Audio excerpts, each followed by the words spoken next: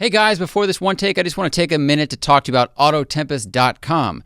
They've been a sponsor for a while, but even before that, we were using them to look through classified ads for cars because it makes searching so much easier than going to each site and typing in the same information over and over and over and over again. When I was looking for 240s and M3s, I got really sick of going to each site and typing in the make and the model and the transmission, and hitting enter and going to the next one and the next one. You don't have to do that with Autotempest.com. It's so great. You just go to Autotempest.com, you type in all the information, you hit search, and it brings up all the listings from all the most popular car classified sites to one page. It's great, and I am frankly surprised that more of you don't know it exists. Think of it like one of those bad dating shows where they put all the people in a cabin and they lock the door and they make them fight over roses, okay? In this case, the cars are the people.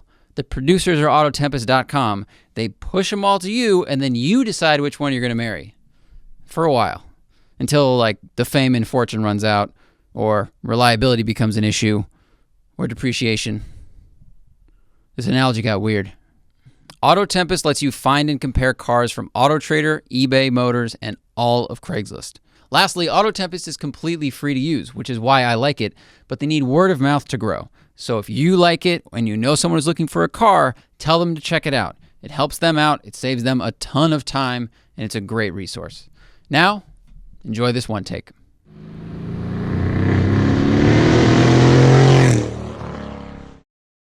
Morning, everybody. It is a very, very cold day in the canyons. Well, it's cold for California. It was like 41 degrees up here. So we killed some time. The road dried out a little bit from our big rainstorms in the last couple days. And that's a good thing because today is going to be about grip, less than directional speed. Because today is Meet Your Heroes 190E 2.3 16 valve Mercedes engine by Cosworth Day, which is a very special car and really opened the door for the compact sports sedan. I mean, the AMG Hammer was really important, but the E30 M3 wouldn't exist without this. The RS4 wouldn't exist without this. It's a very important car. I've never driven one. I've heard a lot about them. Jason Camisa has one, and Mark was nice enough to bring his up today. How you doing, buddy? Thank you. Pretty good. Glad to be here. I'm glad it stopped raining yesterday. Yeah. That would have been a whole different ball game if it had. So tell us a little bit about this. When'd you get it? Why'd you get it? So it's an 87 190E 2.316. I bought it last April, and I was just looking for a unique, fun, just classic car. And you know, Porsches are expensive, E30 M3s are expensive, and I mean, it's a pretty safe bet to place your money in. You know, like they're only going to go up in value. It has a dog leg, which is pretty cool. I wanted something unique, and you just don't see them. You know, it's a pretty rare car, so. They didn't bring that many of them here. No, period, they didn't. Right? Nope. There's like a couple thousand. Correct. And then, like I think, like you said earlier, a lot of them have been driven really hard. They might be haggard. They might be gone. You know, whatever it is, they're very rare for a variety of reasons. I'm excited because the E30 M3 gets all of the attention now, especially with how the market went the last couple of years, which was a little crazy. And you know, these are special cars and important cars. Yeah. Ergonomically, excellent. Like, before we even go anywhere, all right, dog leg. First time driving a dog leg, I think. It does make a lot of sense. Yeah. Once you're on a track. Once you're up here, I was gonna say it's perfect because you're in second and third the whole time up here. So yeah, it just makes it nice and clean. Very true. All right.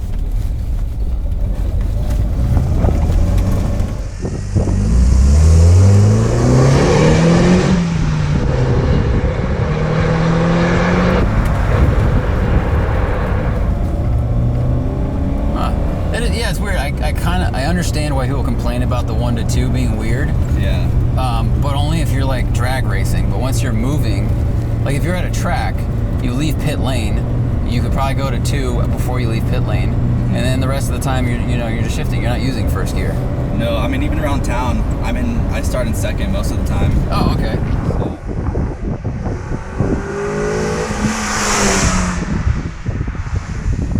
Well, it certainly has the torque at 162. Yeah. Let's go through the specs real quick, right? So Cosworth built the engine, 2.3 liter. Now in Europe, they got what, 182 horsepower? Exactly. But here we got 167. Yep. And we only got 162 pound-feet of torque. So, you know, at the time, not bad. But, well, compared to today's standards, pretty low. And when the M3 came out, they gave it, you know, just over 200. They did that intentionally, of course, because they were competing against this car. So it is lacking for power a little bit. I think 0 to 60 is 7.8. Yeah, something like right. that. However, if you guys go to YouTube and you watch the Motor Week video of this car, it's really funny because they are hyper positive about everything. Like they call, you know, they call 7. Actually, they did 0 to 60 in 8.5. I think it was wet, and they called it like a blistering time. They're like, it really moves. They're happy about everything, or they're lying. You know, you could give them celery, and they'd be like, this is great as ice cream. All right, little sandy down here. Hopefully, we get to where it dries out in the sun a little bit.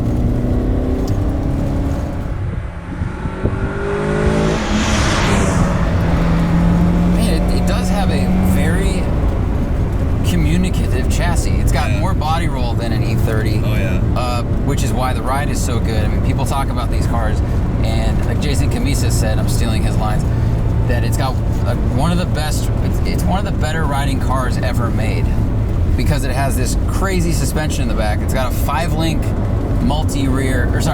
five-link rear suspension, and then it's got self-leveling shocks in the back too, which, you know, this car came out in, what, 84? Yep. And then we got an 86. This is an 87. I mean, I cannot imagine, like, the development cost to build self-leveling suspension back in the 80s. And then it works so well. It's really nuts. I mean, even when I hear about that now in a modern car, I go, ooh, that seems risky from a reliability standpoint. And this is 30 years ago. It's a Porsche meeting happening up here or something. The shifter feels really nice. It moves really easy, but you can really feel the gears when it slides in. It's like a nice little, not even a click. It's more of like a metallic tap down in there. Pedals are placed pretty well for heel toe.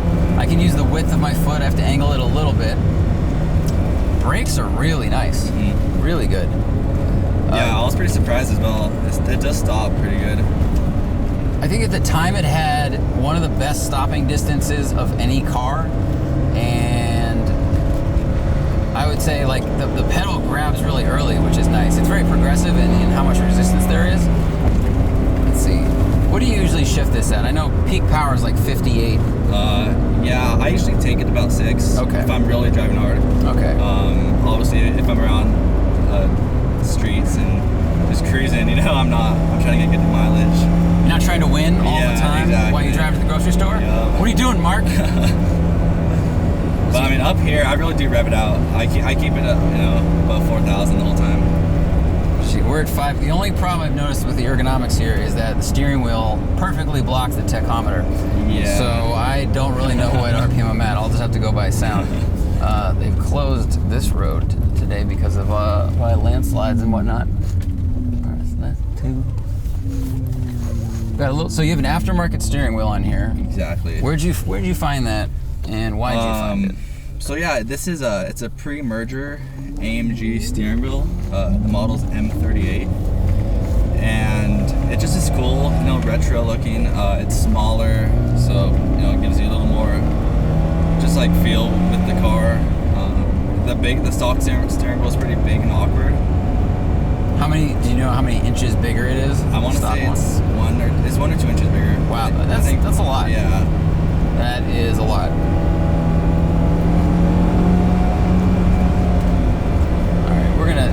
Because we're going to start going uphill, feel a little safer getting on it. This car has a legendary sound to it. You know, it's a 4-cylinder, but it's not like a buzzy 4-cylinder like a Honda. It's got a really good induction noise.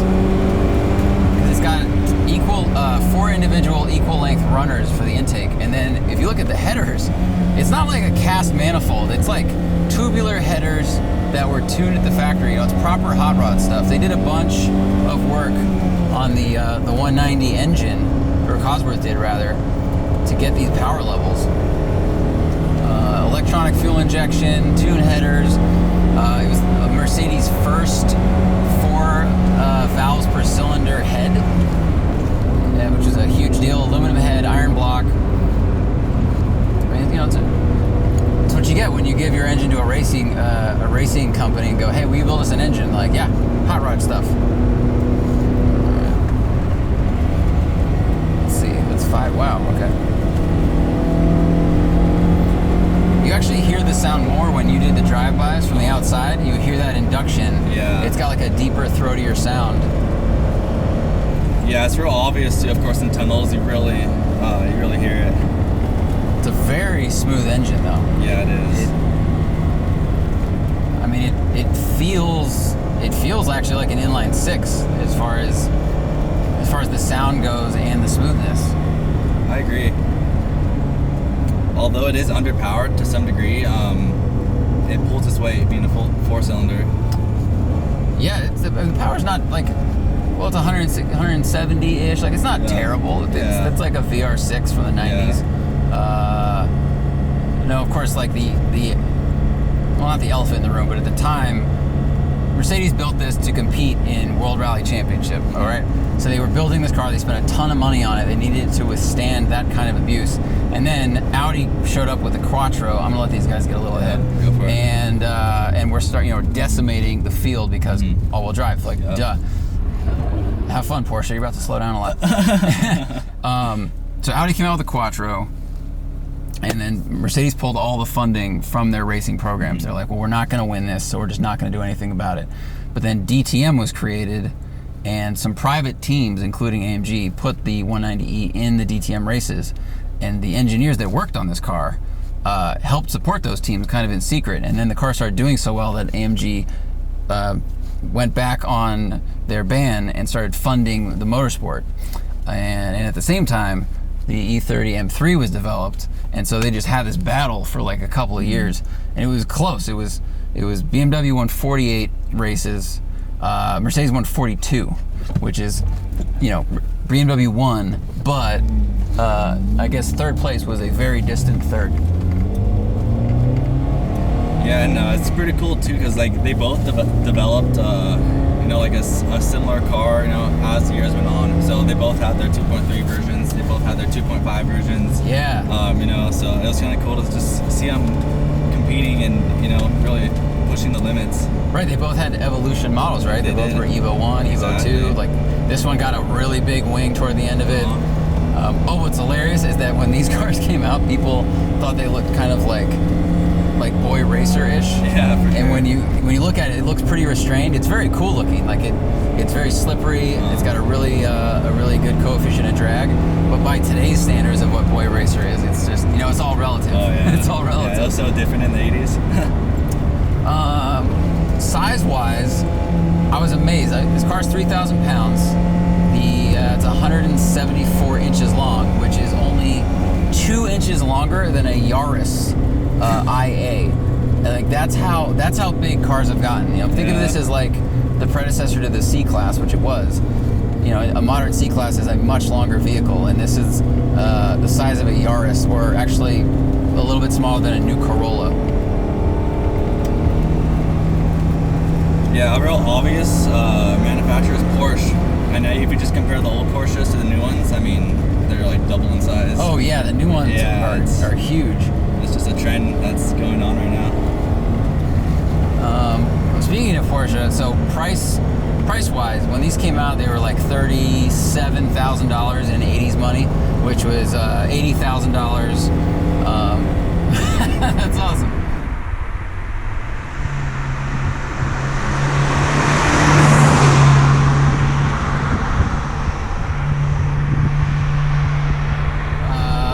Spider just doing a little donut. So this is like $80,000 back then, basically the price of like a new M3 or a C63, so comparable. At the time, you could buy an M3 for the same price, or a 911 Carrera or Target were within a few $1,000s. And as we know, 911s have gotten way more expensive than a BMW. But that's what you were getting for the money.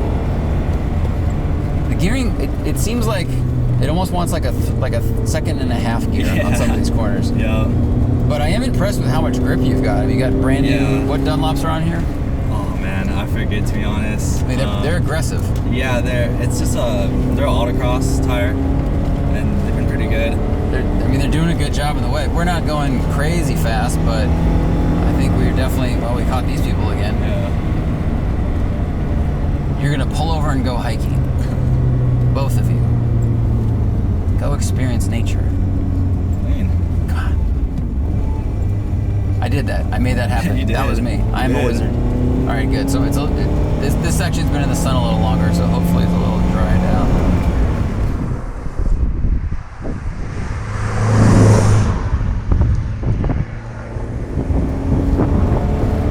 What's cool is that despite this car being small, it's super roomy in the front. I mean, I've driven other cars from the 80s, even 90s, and like our shoulders would be touching. Yeah. It's a pretty wide car too, isn't it? I think it's... Yeah, it is wide. I think it's like 67 inches. The only reason I know that is because I was recently looking up the width of 240s, which are 66. And those are, 10 years newer. Well, actually, no, some of them are developed in 89. Anyway. Yeah, it was funny. Down in San Diego, I was actually driving through a lowrider meet, and I looked in my rearview mirror, and one of the guys, I just see him going like this, and wow, look how wide that car is. It was just kind of funny. Yeah, no one's had that reaction before. They have really good proportions. They do, and Mercedes did a really good job of staying on brand. Like, this needs to look like an S-Class, and it has both. They wanted actually the interior to have the feel of an S-Class, like lots of room. Yeah. And so you feel like you're in a really expensive kind of big car, even though you're in a small car. That's a very wide corner. And I think they pulled it off. The seats are amazing. The back seats are awesome. I've never seen back seats with that much bolstering in my life. Yeah, exactly. It's not something you see every day. So I think I also thought that was pretty unique, especially if you sit in them. They really squeeze you. Got some cones. That's always a good sign. Oh, that looks like there was some mud there. It handles really nice. It does lean over. Yeah. It's got more lean than. I only drove an E30 M3 for like 3 minutes, but it has a couple inches of lean and then it sets. Yeah. Kind of like if any of you guys watched the height Camaro video I drove, that actually leaned over more and had way more grip. It's just a weird feeling. Today everything is like oversprung, got tons of bar, like really stiff. Where modern Porsches, they have the chassis control system that keeps them flat. I know this has it in the back, but it's not as aggressive as a modern car is. But it's kind of nice. It's got a little bit of lean to it, and you can just feel the car progressively setting into the turn. Power out. It's fun. I think you improved the steering feel a lot. Well, actually, I should ask. Did you notice a big difference when you put the wheel on? Oh yeah, I mean the smaller wheel just gives you a way more precise feel. Definitely made a difference. And I did new shocks in the front. Oh, you did new shocks? Yeah, okay. And then in the rears, they flushed all the old hydraulic fluid and just then refurbished that setup. Yeah, I can't imagine how hard it is to find a replacement system for. Yeah. Hey, do you have rear self-leveling shocks for an 87 Mercedes that they only made 2,000 of in this country? And the AutoZone guy just is like, no, we do not. Yeah, all the parts come from Germany. Yeah, I don't doubt that. I like it's got a nice building sound to it. Your brakes have better feel and earlier action than mine on my M3. Really? Yep. Was that 15 years?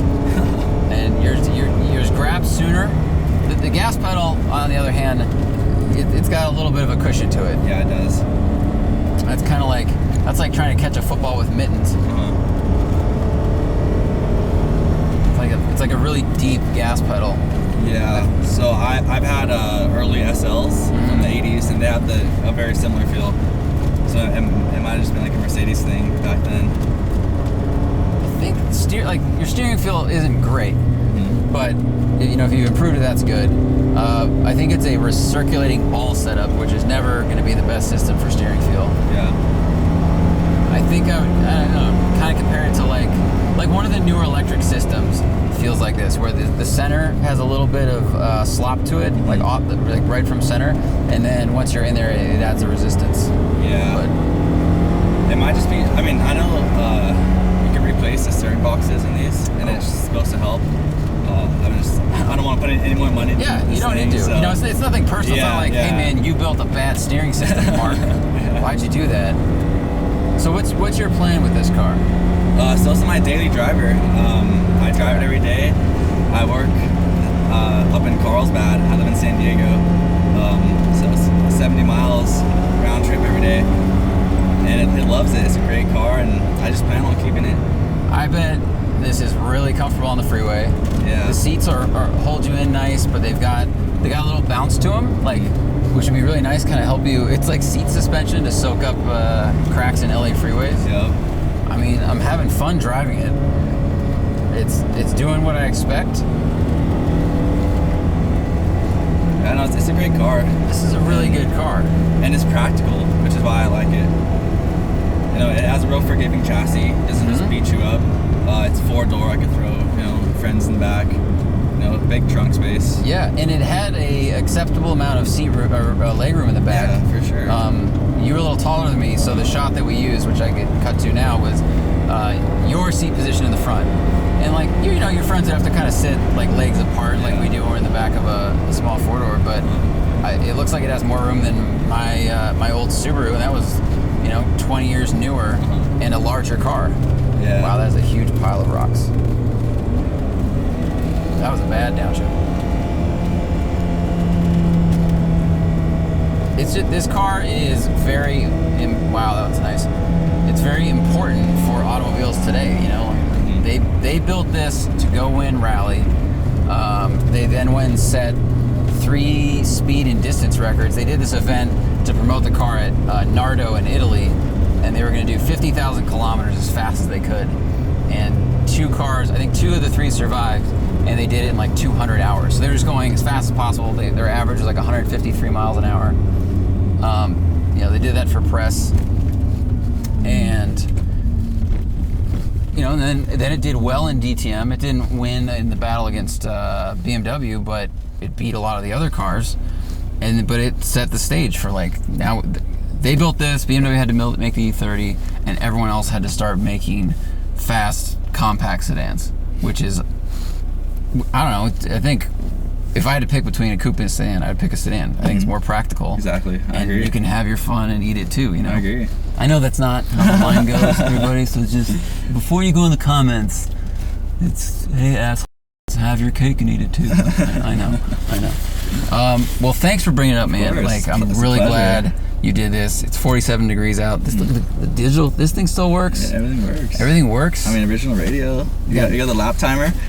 Wow. Yeah, hit it. It's a little. Let's see. Screen needs a little help. Oh my God! It actually came with a lap timer. It works. That's I mean, the oil temp in Celsius is good. That's the transmission oil temp. Oh, that's transmission. Yeah. Oh. You don't have oil temp. Oh, well, you have oil level. Yeah. That's a more important one. Oil pressure. Oil pressure exactly. is the really important one. Oil temp is is the next one down the list as far as importance goes. It's a cool car, man. Thank you. Back seats are great.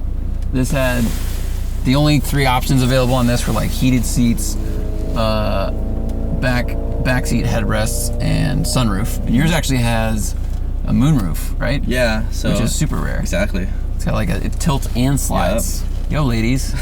My 190E has a tilt and a slide sunroof. What you got? That's cool, man. Cool car. I'm glad I got to drive it. I think I just hadn't really paid attention to these because the E30 gets all the attention, and I was looking at horsepower numbers too much, really. I was like, well, that only has 162, and the M3 only has 200, but it's cool to see how we got where we are. Yeah. So that's very special. Yeah. So thank you very much. Awesome. Yeah. I appreciate it. Hope you liked it. I did, man. It's really predictable. Yeah, I mean, very. the front grip, even in this really wet, really cold road, Yeah. was fine. I know I wasn't driving super fast, but I mean, on the second time down, like, it's as much cook as I want to put in this. Yeah, I mean, yeah, it's like I said, this car, I mean, it really does. It's predictable. It's hard to get in the jam, as I was telling you. I mean, you can drive it pretty hard, and it really just won't get loose. And you know, like I said, it's overall pretty safe. You know. Yeah. 167 horsepower. You can't. You can't. Yeah, you can't. You know, it's a momentum horse. Yeah. It's a momentum engine. Yeah. That's the way to put it. It's not underpowered. It's a momentum engine. But that does help you just learn to be a good driver. And, yeah, exactly. You can have a real good time. It's real usable. You know, you can use all that power, and you know, and you still need more. That's true. That is a big problem today. Yeah. Everyone just looks at numbers. Kids out there, if it has 400 horsepower, don't assume 5 is better, because you can't use it. Exactly. You know, I've been up here in like supercharged LS whatevers, and there's like 2 spots you can floor it, and you can floor it for 3 seconds, and then you're hard on the brakes. Yeah. Whereas it's more enjoyable to experience like the full potential of your car. You know, and floor it and downshift and change gears instead of just, all right, I'm in third the whole time at 20% throttle, otherwise I'm going to die. Yeah. No, there's no point to that. Yeah, I mean, I'm constantly shifting in this thing, so it's more like driver's focused, and you're more engaged, which is pretty cool. Yeah. Like you said, you're not just in third gear, you know, like opening it up on this. Yeah, with your twin turbo, whatever, and just kind of, you know, that's all you can do. So it's really working you. So yeah, it's Dude, fun it's little real. car. It's really comfortable. These seats are great. I want those back seats. And I think the only car I've ever seen that has rear bolsters that are comparable. I mean, they're like, this is, I think the RS4, the B6 had those, which is, but otherwise, you know, they just keep it flat. It's easy to slide in and out of, and you can fit, I don't know, a variety of size of people, but that's like a racing seat. It is. That's cool. It's just 2, some 3. No, there's no middle seat. Oh, there definitely that'd be a very strange person. Cool. All right, man. Well, thank you very much. Zach, pleasure. Thank you, dude. Hope you enjoyed it. I definitely did. Everyone, hope you liked it. Keep paying attention. We're putting up one takes every week, usually Monday, Wednesday. New podcast Tuesday, Thursday. And if you want to catch us live, catch us recording a podcast live, you can jump into Super Chat, ask us questions, guaranteed to be answered. We got people from fabricators to race car drivers to other journalists, comedians, all kinds of stuff. So check that out, the Smoking Tire Podcast.